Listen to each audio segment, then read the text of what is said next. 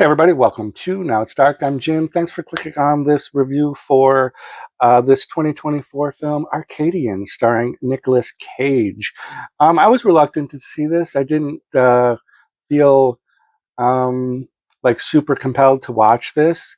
And if you're not familiar with this movie, it is called Arcadian. It's about a man played by Nicolas Cage and his twin teenage sons, Max Jenkins and Jaden Martell, who must fight to survive in a remote farmhouse at the end of the world. The challenges of growing up are made worse by the terrors awaiting the boys and their father after the sun has set. And that was a synopsis written by the director, Benjamin Brewer. This was written by Mike Nilon. And yeah, this movie was on Shudder. It was released April 12th, 2024, or it's a Shudder film, I'm sorry. It's coming. It'll be on Shudder soon. So we get the film opening up with like the twin boys being angsty boys and the routine that they have to go through with dad, Nicolas Cage, the implied danger of being out at dark.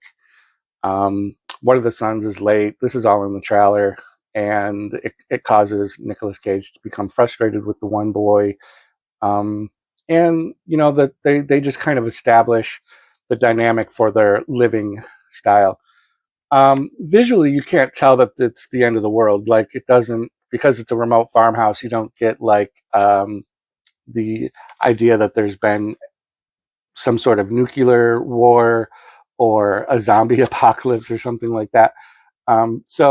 While the synopsis says the end of the world, it doesn't appear that way when you first start watching this movie. So I did know a little bit going into it. It had been described as somewhat of like a werewolfy type movie, and those were the creatures that you were supposed to be avoiding at night.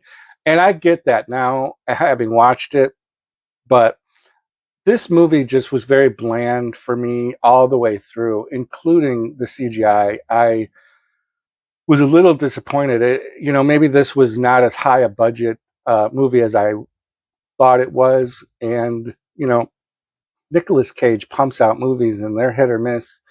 And if you're a diehard Nicolas Cage fan, you're going to want to see this.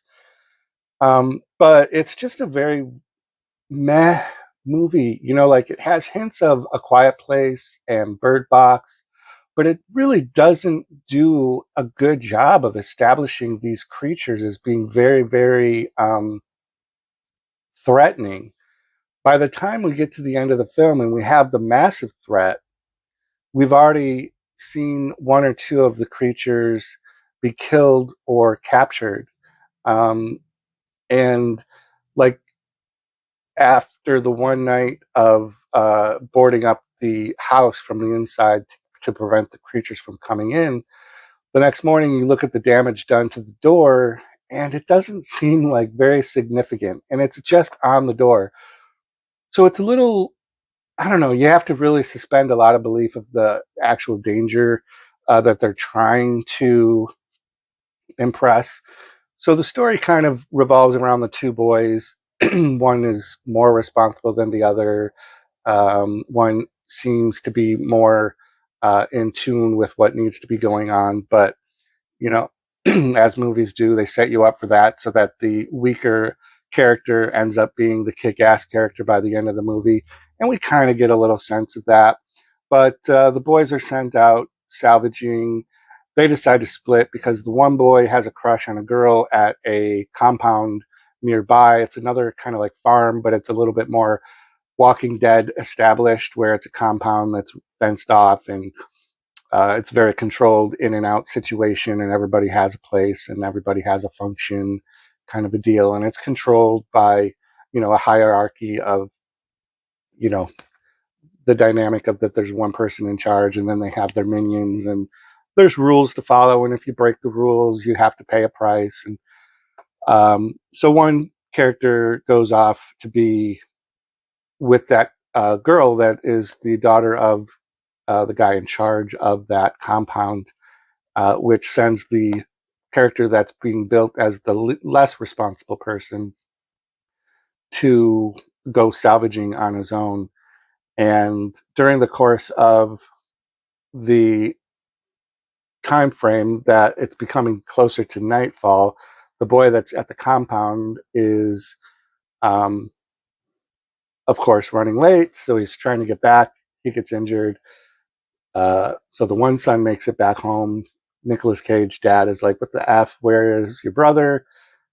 He went off, did his thing, and he's missing. And then so dad, despite all of the build-up of how dangerous it is to go out at night, dad's the hero. He's got to go out at night and go save the son, and then becomes injured himself. So it causes the story to take a dramatic turn, because now we don't have dad in charge. He's deathly. He's on his deathbed. Like, he's turning colors. He's very injured, very about to die scenario. It's a very sad thing.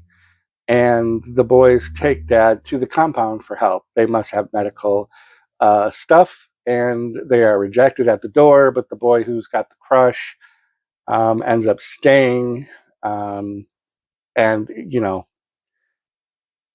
tries to steal some medication.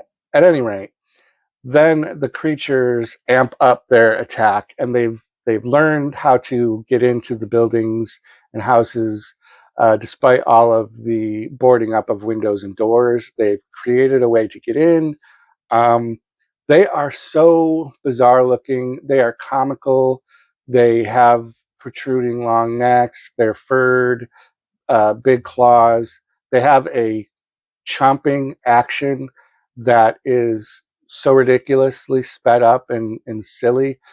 There was a Stephen King TV movie, and I want to say it was The Langoliers, that had like these creatures that had like this super exaggerated hyper bite where they just were and these creatures had that, and it just was so weird. I just really didn't like it. I think they would have been more menacing if they had open mouths, growling with drool coming off of big fangs or something. It would have been more scary. But to see that hyper was just weird.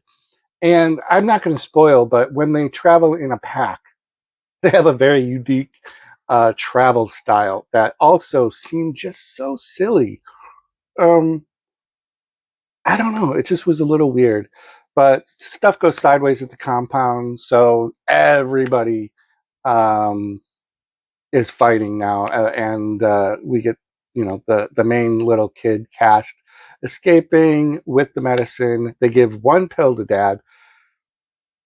Dad miraculously makes a comeback as their farm is under attack, and yeah, it just was a very let down movie for me. I wanted it to be scarier and more than it was. And while I do understand that the lack of showing the creature that you're supposed to be afraid of until like final act does sometimes create like a suspense and tension. And that's where this movie missed for me. And then it was a big letdown when you see these creatures, in my opinion. But the climactic ending was a pretty epic battle, I suppose. A little unrealistic, and it just was meh. It was just okay. It was just an okay movie. Probably be a one-time watch for me. I can't imagine I'll see it again.